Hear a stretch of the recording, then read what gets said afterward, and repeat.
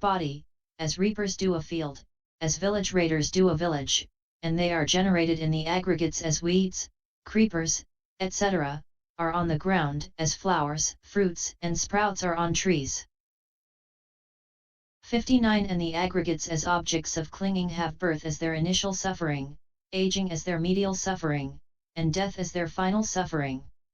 The suffering due to burning in one who is the victim of the pain that threatens death is sorrow.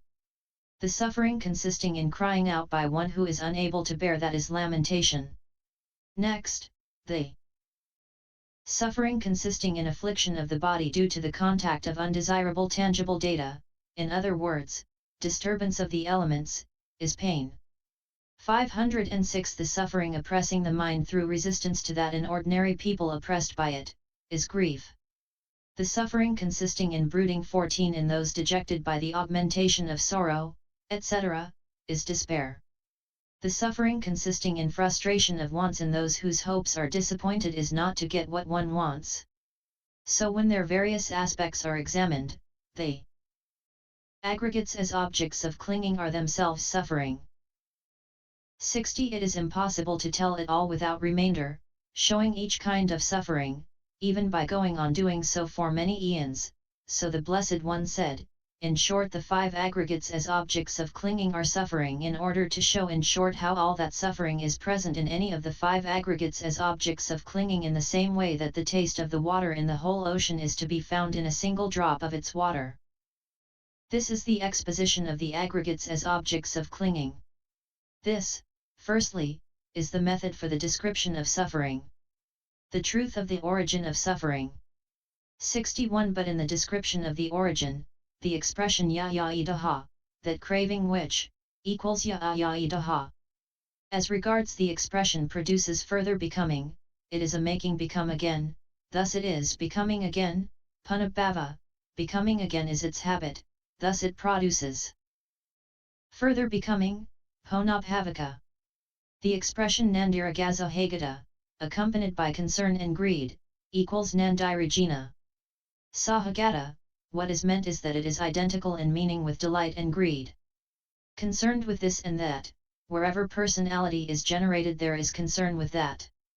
The expression that is to say, syathade, is a particle, its meaning is which is that. Craving for sense desires, craving for becoming, craving for non-becoming will be explained in the description of dependent origination, 17.233 ff. Although this is threefold, it should nevertheless be understood as the noble truth of the origin of suffering, taking it as one in the sense of its generating the truth of suffering. The truth of the cessation of suffering. 62. In the description of the cessation of suffering, it is the cessation of the origin that is stated by the words that which is, of that same craving, and so on. Why is that? Because the cessation of suffering comes about with the cessation of its origin. For it is with the cessation of its origin that suffering ceases, not otherwise. Hence it is said, 507. Just as a tree cut down grows up again, while yet its root remains unharmed and sound, so with the tendency to crave intact, this suffering is ever reproduced.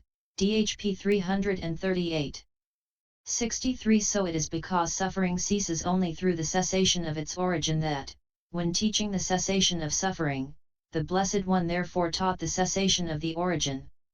For the perfect ones behave like lions. 15. When they make suffering cease and when they teach the cessation of suffering, they deal with the cause, not the fruit. But the sectarians behave like dogs. When they make suffering cease and when they teach the cessation of suffering, by teaching devotion to self-mortification, etc., they deal with the fruit, not the cause. This, in the first place, is how the motive for teaching the cessation of suffering by means of the cessation of its origin should be understood. 64. This is the meaning of that same craving, of that craving which, it was said, produces further becoming, and which was classed as craving for sense desires and so on. It is the path that is called fading away, for with the fading away of greed he is liberated, MI 139, is said. Fading away and cessation is cessation through fading away. Remainderless fading away and cessation is cessation through fading away that is remainderless because of eradication of inherent tendencies. Or alternatively, it is abandoning that is called fading away, and so the construction here can be regarded as remainderless fading away, remainderless cessation. 65 But as to meaning, all of them are synonyms for nibbana. For in the ultimate sense it is nibbana that is called the noble truth of the cessation of suffering. But because craving fades away and ceases on coming to that 16 it is therefore called fading away and cessation. And because there comes to be the giving up, etc., of that craving on coming to that nibbana, and since there is not even one kind of reliance here to be depended upon from among the reliances consisting in the courts of sense desires, etc., it is therefore called giving it up, relinquishing it, letting it go, not relying on it. 66 It has peace as its characteristic. Its function is not to die, or its function is to comfort. It is manifested as the signless, or it is manifested as non-diversification. 17. Discussion on nibbana. 67 Question 1 Is nibbana non-existent because it is unapprehendable, like the hare's horn? Answer: that is not so, because it is apprehendable by the right means. For it is apprehendable by some, namely, the noble ones by the right means, in other words, by the way that is appropriate to it, the way of virtue, concentration, and understanding. It is like the supramundane consciousness of others, which is apprehendable only by certain of the noble ones by means of knowledge of penetration of others' minds. Therefore it should not be said that it is non-existent because unapprehendable, for it should not be said that what the foolish ordinary man does not apprehend is unapprehendable. 68 Again, it should not be said that nibbana does not exist. Why not? Because it then follows that the way would be futile. 508 For if nibbana were non-existent, then it would follow that the right way, which includes the three aggregates beginning with virtue and is headed by right understanding, would be futile. And it is not futile because it does reach nibbana. 2 Quetzales But futility of the way does not follow because what is reached is absence, that is, absence of the five aggregates consequent upon the cutting off of the defilements. That is not so. Because, though there is absence of past and future aggregates, there is nevertheless no reaching of nibbana simply because of that. 3 Quetzales Then is the absence of present aggregates as well nibbana? That is not so. Because their absence is an impossibility, since if they are absent their non-presence follows. Besides, if nibbana were absence of present aggregates too, that would entail the fault of excluding the arising of the nibbana element with result of past clinging left, at the path moment, which has present aggregates as its support. 4 Quetzales Then will there be no fault if it is non-presence of defilements that is nibbana? That is not so. Because it would then follow that the noble path was meaningless.